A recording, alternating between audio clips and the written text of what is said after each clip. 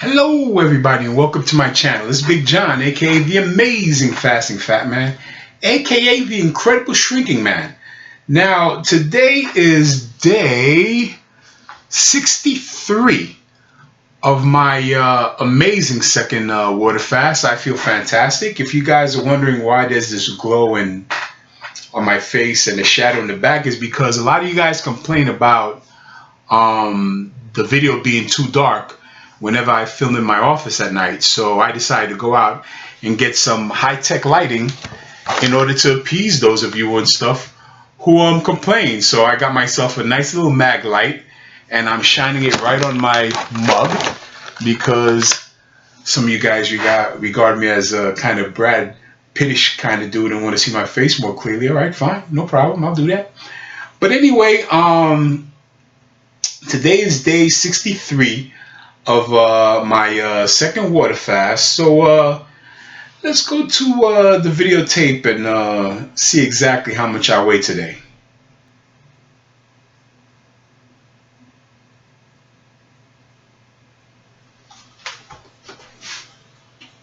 $222. Okay, so I'm 222. It is more than likely that I will not get to 195 by December 10th. Today is December 2nd, so it's 8 days away, and I seriously doubt I will lose 27 pounds in 8 days. I've never lost that much in a given week on either fast, so that's not going to happen.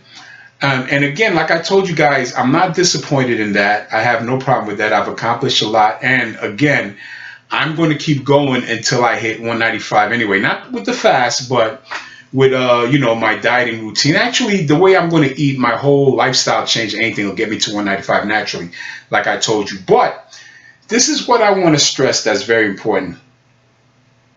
I have 8 days to go. I'm not going to hit 195, and guess what I'm not doing? I'm not stopping the fast. I'm not going to quit. I'm going to keep doing it. Some people need to take this as kind of like a learning experience. A lot of times we will use like a kind of imminent failure of our goals in order to stop what we're doing. Don't do that. I will continue to fast because I told myself I was going to fast. And one of the things that I've learned from being on the first and the second fast is a lot of times, well, for one thing, remember I constantly refer to myself as an addict, a food addict. And one of the reasons why, like, I will not stop the fast, I will not say, well, I'm not going to get to 195 so I could start eating again, is because I'm still an addict. And I have to treat myself as an addict. And I have to show the inner addict in me who's boss. Like, there's no reason for me to stop the fast. For one thing, it get me closer to my goal quicker. For another thing, like, it starts with these little things that you do where you break a promise or a vow to yourself, where you take shorts, and before you know it, it could cascade back into you getting into your old habits. And in my case, that could be detrimental if I got back into my old habits. I have taken a bunch of precautions in terms of how I plan on eat and the lifestyle I plan on living going forward to prevent ever going back. But you have to stay vigilant. I can't sit there and say, well, I've lost 300 pounds, so therefore it's okay for me to treat myself to, say, Kentucky Fried Chicken or anything like that. I can't do things like that. No. Those foods are toxic, and I have to constantly tell myself it's toxic. Don't get me wrong. I have no desire to cheat or eat any of this stuff. But the thing is, that inner battle that I've had throughout my life. And I know all of its tricks and tactics.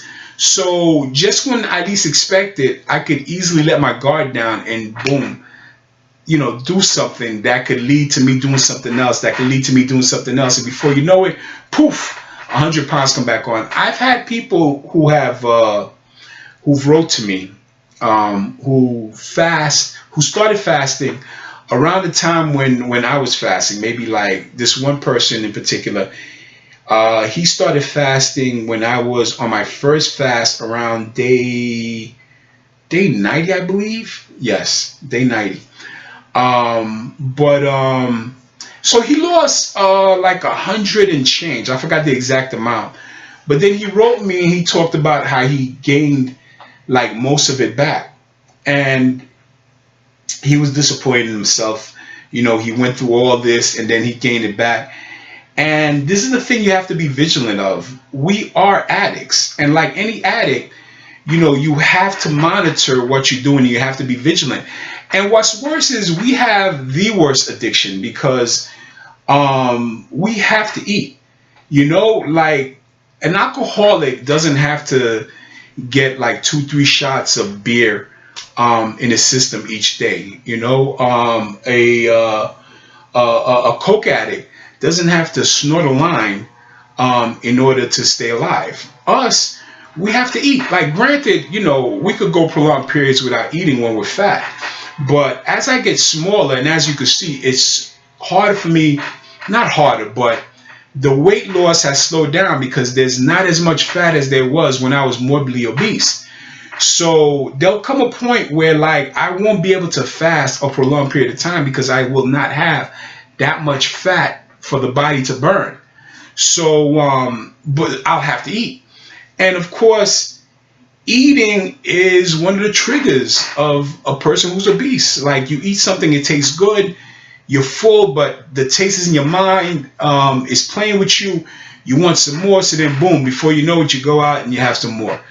And then you have some more. And then you start lying to yourself. Oh, you know what? Tomorrow I'll go to the gym and I'll work an extra hour. I could work this off, you know?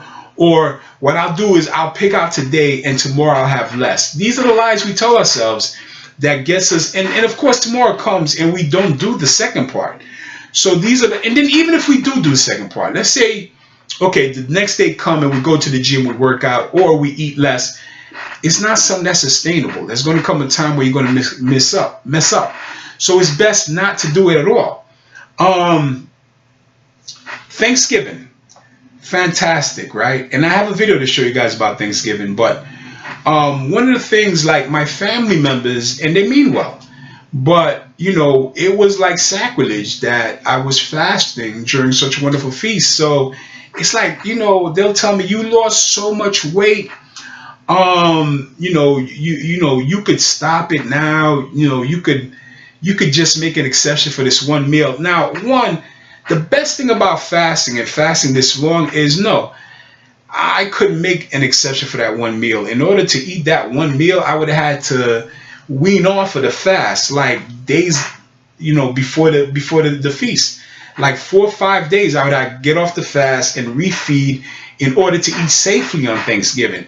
So the best thing about the fast is you can't make these kind of spontaneous decisions to just stop. Like any other diet that you're doing or any other regimen that you're doing, you can make a spontaneous decision. I'm gonna have ice cream. I'm gonna have this. I'm gonna have that. You can't do that with the fast. With the fast, it could literally like mean life or death if all of a sudden you turn around and boom, you start eating again, especially after a long fast. I'm not talking about after like 5 days fasting, 3 days fasting, or even a week fasting. I'm talking about as long as I've been going, like, you know, 50 some odd days, you can't just eat again. So, I mean, and even if I could, I wouldn't. Don't get me wrong. I'm just saying that, like, the safeguards in place when a person is fasting is wonderful. Now, I wasn't tempted by any of the food. In fact, not only was I not tempted, I made the lasagna. Yes, that's right. I made the lasagna. A lot of people also write me and they tell me that, you know, I have to cook for my family. It's difficult and all this other thing. Look, I make food for my son. You know, I cook for my wife sometimes when she's running late and she won't have time to come home and make a meal. So I'm used to cooking while I'm in a fasted state. The thing is, I mean, I've been cooking for years. So a lot of the recipes is kind of muscle memory. I just, you know, I'll do what I do and it'll come together fine. When I was making the lasagna, because I'm a perfectionist, because lasagna is like my staple dish when it comes to these family function. So I just had my wife tasting it. Like if you're fasting, or if you're doing some kind of diet and you have to make meals for other people, you could have them taste the meal, and they could let you know what kind of seasoning is missing, or if it's just right. There's no reason for you to really taste it yourself. Now, if it's the temptation of the smell and everything that gets you into it, maybe you should consider not cooking, because I fasted so long that I am mentally immune to a lot of the things that gets thrown my way. Food just doesn't affect me the way it used to. And nowhere was that more evident than the actual Thanksgiving dinner, because, and I'm going to show you the video that I filmed over there. It was a smorgasbord of stuff, things that I like. And, you know, I just had my waters, my vitamin, not vitamin water, I'm sorry, my electrolyte water. This is Core. It's electrolyte water. And I had my flavored seltzer waters. And I just sat back and threw it down like I was drinking beer or something. While everyone else was eating and marveling at the fact that I wasn't eating. In fact, what's amazing too is I've gotten smaller than a lot of my family members, because I do have, you know, a lot of heavy family members, and I've gotten smaller than a lot of them. And I've gotten smaller than my godson, and he was just like flabbergasted. You know, I mean, I used to be the biggest person in the family, period. Like, bar none. Like, you know, I come through the door, that's it. I am the biggest person. Everyone else could feel better about themselves because I was that person. You know what I'm saying? Like, yeah, you know, I'm overweight, but at least I'm not him. That's who I was. But now that's no longer the case. That is no longer the case. And increasingly so by Christmas, by January, whatever, I'm going to be even smaller. Like, I am going to get into feel like you won't believe. And once I get all this like extra skin and flab off of me, I'm going to shape out lovely. I'm going to have the six-pack going on, everything. And again, I'm not going to have surgery. I'm giving myself 2 years to shape myself down, and have autophagy take care of the loose skin and tighten the loose skin. And pretty much after that's done, and even before the 2 years is over, I told you guys I want to get into fitness competitions or a marathon. So after I hit 195, is pretty much I'm just sliding over to the next thing, which is training. You know, I'll have you guys vote on what you want me to do next. If you want me to get into a bodybuilding competition, now please bear in mind, with the bodybuilding competition, I will have some flabby skin. I mean, even with the marathon. But the thing is, you know, if like I train for a year and I run the marathon next year, like, you know, you're not really going to see the flabs, you know. But bodybuilding competition, I think I'll bulk up pretty quick. Like, we're talking about like 6, 7, 8 months before, like, you know, like definitions will start showing, because like I used to lift heavy and I'm sure it's still there. I don't know. I mean, we'll see. But anyway, here goes the videos for my Thanksgiving dinner with the family. Check it out. And also I have a video with one of my cousins, the one I told you guys about, the only family member who knew I was on the first fast when I was fasting. And like, I had a great influence on him. Check out the videos. What is it? There's this food there. Let me get you this food. What kind of food? I got a video. I gotta make a video. Is the type of food that my family throws down on during Thanksgiving. Just to let you guys know. And this right here is the lasagna that I made. That's right. Even though I'm fasting, I still made lasagna. Famous. The famous lasagna. That's right. Everybody in the family have their own specialty. Mine happened to be the lasagna. I have a cousin whose specialty is rib and another cousin whose specialty is tuna. That's creamed corn.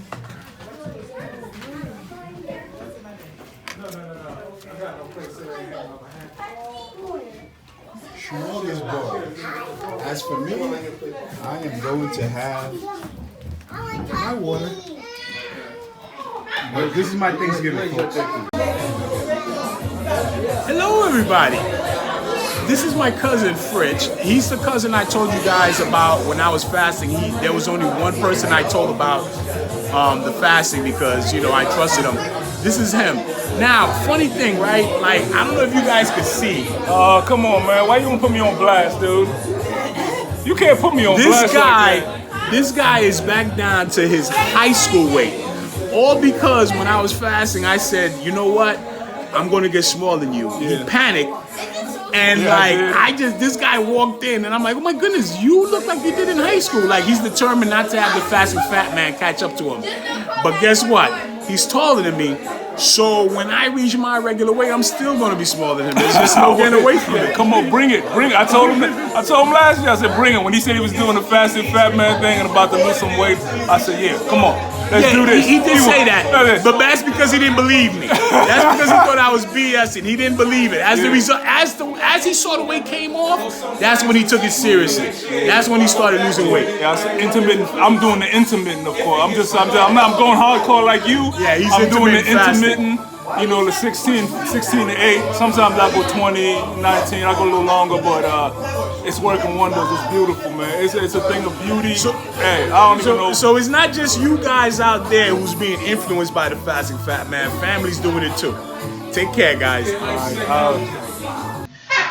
Okay, guys, that was dinner at the family, and if you check it out, like, I made a big dish of lasagna. I don't know why. I mean, I know what it tastes like because I've made in the past, and it's pretty much the same formula I use over and over again. And also, don't ask me for the lasagna recipe. It's a hybrid of my mother's recipe, and I'm not sharing it. I'm sorry. You know, I've shared a lot of other recipes I've done, but like this one here is my mother's recipe, and I'm going to honor that. I mean, don't get me wrong. I tweaked it a bit so that the student has become better than the master. But, I shouldn't say that. One day she might watch this, and I'm going to get in a lot of trouble. My mother is very egotistical when it comes to lasagna. But anyway, that's it for today, guys. Please like, share, subscribe, and follow my example. You see, I'm not going to hit 195 by the 10th, and I'm still going to fast until the 10th. And when I'm done fasting with the 10th, I'm going to do the refeed, probably for about like 4 or 5 days maybe.